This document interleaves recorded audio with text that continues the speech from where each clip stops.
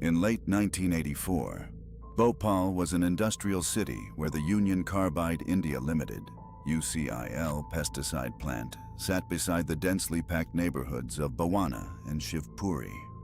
On site, thousands of kilograms of methyl isocyanate (MIC) were stored.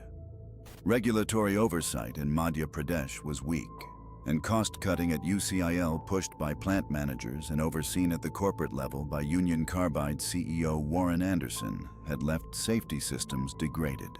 Local workers, many poorly trained, and families living just a stone's throw from the factory feared little beyond occasional fumes until that risk turned into a looming, grotesque threat.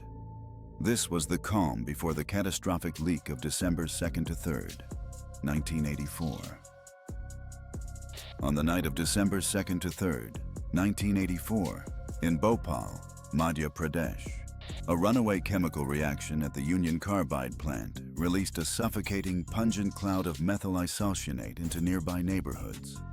Residents woke choking, eyes burning and throats searing as fumes swept through the Bawana and Shivpuri neighborhoods and the surrounding slums.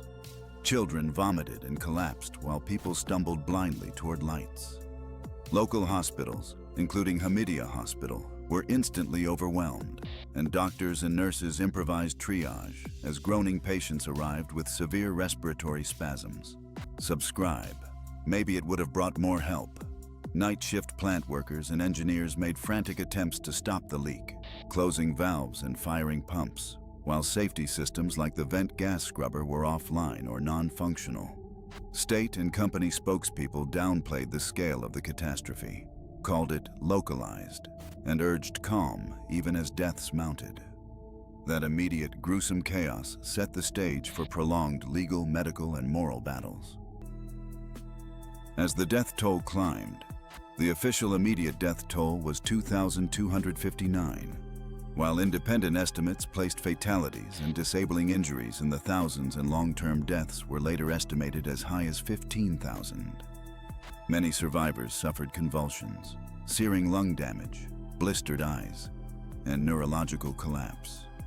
Indian and international journalists documented ghastly scenes. Doctors at Hamidia Hospital and teams from the Indian Council of Medical Research, ICMR, recorded acute respiratory failure, corneal burns, chronic bronchitis, peripheral neuropathy, and reproductive harm. Survivors organized mass protests, and groups such as Bhopal Gas Pidith Mahila Udyog Sangathan staged sit-ins and hunger strikes. Authorities sealed the plant and restricted access.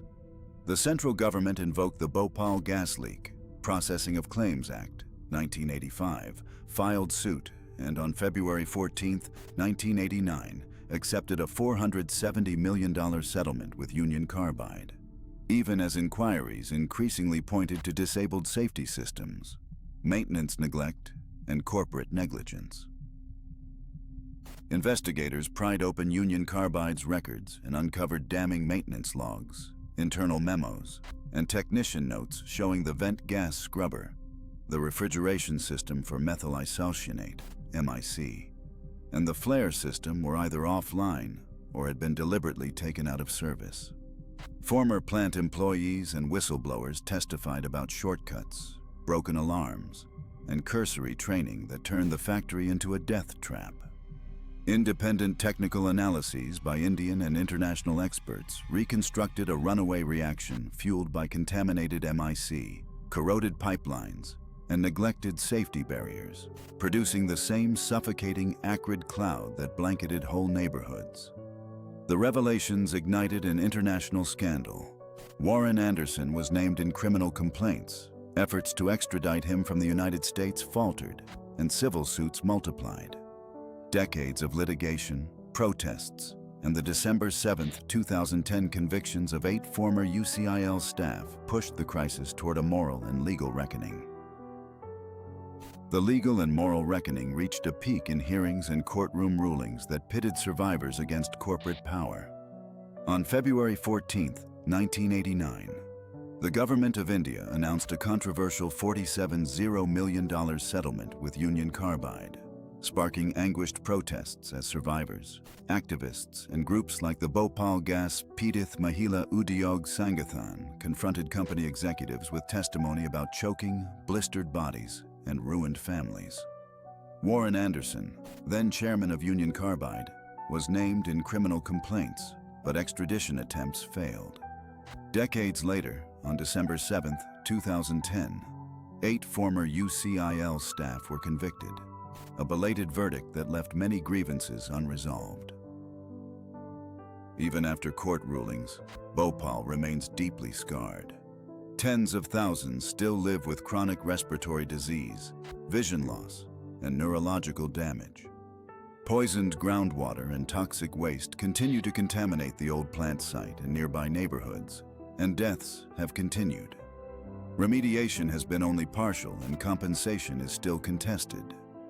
The disaster sparked transnational activism and helped push changes in industrial safety law, notably India's Environment Protection Act of 1986. Survivors keep campaigning for cleanup, justice, and remembrance. Who will finally pay?